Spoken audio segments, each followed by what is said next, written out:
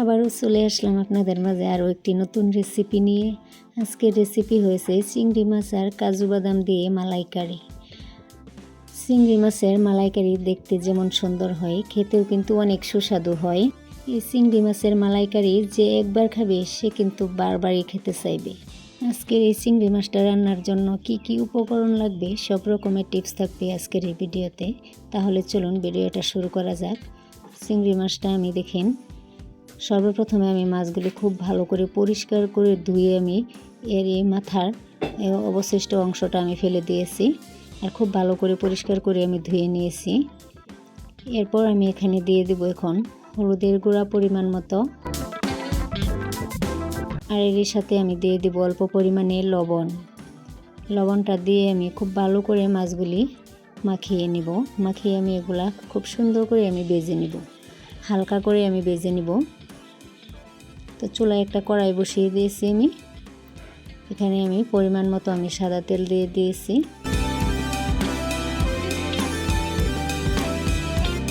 তেলটা দিয়ে এভাবে নাড়াচাড়া দিয়ে আমি মিশিয়ে দিব। এই স্টেজে আমি মাখিয়ে রাখা মাছগুলি আমি একে একে দিয়ে দিব। দিয়ে আমি এই মাছগুলিকে হালকা সাইজ করে আমি ভেজে নিব।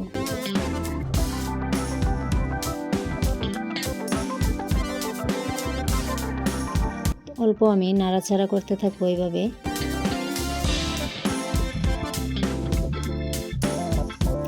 এই মাছটা কিন্তু যে ভাবতেছে যে চিংড়ি মাছ কীভাবে রান্নবো বা কীভাবে রান্না করলে অনেক সুস্বাদু হয়, তাদের জন্য আজকের এই ভিডিওটা। তো একে একে আমি এভাবে উল্টিয়ে দেব। এই ভিডিওটা কিন্তু আপনারা ফলো করে চিংড়ি মাছ রান্নাটা রান্না করতে পারেন। এই মাছটা কিন্তু খেতে অনেক সুস্বাদু হয়ে থাকে। তো আমার এটা এখন নামিয়ে নিব আমি। দেখেন সবগুলি তুলে নিয়েছি আমি। এখন সেই একই প্যানে আমি আবারও তেল দিয়ে দেব। পরিমাণ মতো আমি তেলটা দিয়ে দিলাম, আপনারা আপনাদের পরিমাণ মতো দিয়ে দিবেন। আর আমি দুইটা বড় সাইজের পেঁয়াজ কুচি করে এখানে দিয়ে দিলাম। পেঁয়াজটাকে আমি অল্প লালচা করে ভেজে নিব। অনবরত আমি এইভাবে নাড়াচাড়া করতে থাকবো, নাহলে কিন্তু পেঁয়াজটা পুড়ে যেতে পারে। পেঁয়াজের কালারটা দেখতেই পাচ্ছেন অল্প বদলে গিয়েছে। এই স্টেজে আমি রসুন বাটা আর আদা বাটা দিয়ে দেব। এটাকেও আমি অল্প ভেজে নেব। এর যতক্ষণ পর্যন্ত কাঁচা গন্ধটা চলে না যায় অল্প নাড়াচাড়া দিয়ে আমি ভেজে নেব।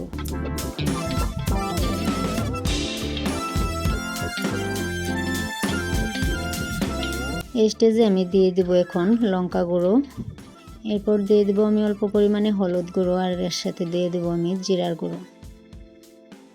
এগুলা দিয়ে অল্প নাড়াচাড়া দিয়ে দেব।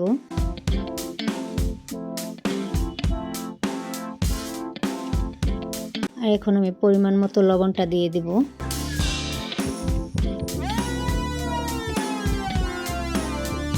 লবণটা দিয়ে আবারও আমি একসাথে নাড়াচাড়া দিয়ে মিশিয়ে দেব। মিশিয়ে দেওয়ার পর আমি হাফ কাপ পানি দিয়ে দেব এখানে। পেঁয়াজটাকে কষানোর জন্য আমি হাফ কাপ পানি দিয়ে দিলাম। তো পানিটা দিয়ে আমি খুব ভালো করে নাড়াচাড়া দিয়ে আবারও মিশিয়ে দেব। আর স্টেজে আমি দিয়ে দেব এখন দুইটা টমেটো আমি কুচি করে রেখেছিলাম, সে টমেটো দুইটা আমি দিয়ে দিলাম এখানে। একসাথে আমি কষিয়ে নিব। তো আবারও আমি নাড়াচাড়া দিয়ে দিলাম। দিয়ে আমি এটাকে 5 মিনিটের জন্য ঢাকা দিয়ে দেব। 5 মিনিট পর দেখেন আবারও ফিরে আসলাম। স্টেজে আমি দিয়ে দিব কাজু বাদামটা আমি খুব ভালো করে বেটে নিয়েছিলাম। তো বাদামটা আমি দিয়ে দিলাম।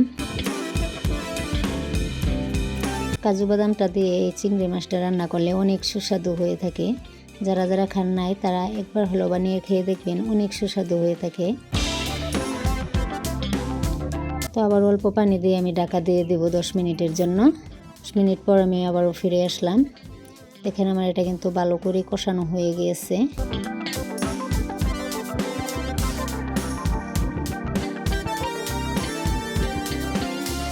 মশলাটা কিন্তু খুব ভালো করে কষানো হয়ে গেছে। মশলা থেকে কিন্তু তেলটা ছেড়ে দিয়েছে।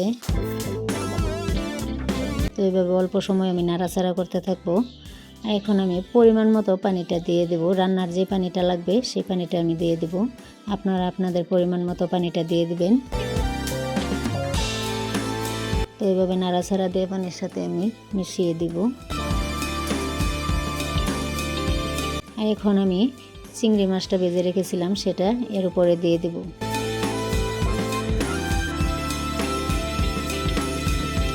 দিয়ে আমি আবারও 10 মিনিটের জন্য ঢাকা দিয়ে দেব। 10 মিনিট পর আমি আবারও ফিরে আসলাম। দেখতেই পাচ্ছেন আমার এটা কিন্তু একদম রেডি হয়ে গিয়েছে, একদম 90% কুক হয়ে গিয়েছে। তো অল্প এভাবে নাড়াচাড়া দিয়ে দিব। এইভাবে চিংড়ি মাছ একবার রান্না করে খেয়ে দেখবেন, অনেক সুস্বাদু হয়ে থাকে। আর একবার যাকে আপনি খাওয়াবেন সে কিন্তু বারবারই খেতে চাইবে আর আপনার প্রশংসা করতে থাকবে। তো এখন আমি চিংড়ি মাছটাকে নামিয়ে নিয়েছি চুলা থেকে, একটা প্লেটের মাঝে আমি নামিয়ে নেব। দেখেন তরকারিটা কত সুন্দর হয়েছে। এটা কিন্তু দেখতে যেমন সুন্দর, গরম ভাতের সাথে খেলেও কিন্তু অনেক সুস্বাদু হয়ে থাকে। তাহলে আজকের এই চিংড়ি মাছের রেসিপিটা কেমন হয়েছে কমেন্ট বক্সে জানিয়ে দিবেন। আবারও দেখা হবে নতুন আরও একটা রেসিপিতে। সবাই ভালো থাকুন, সুস্থ থাকুন।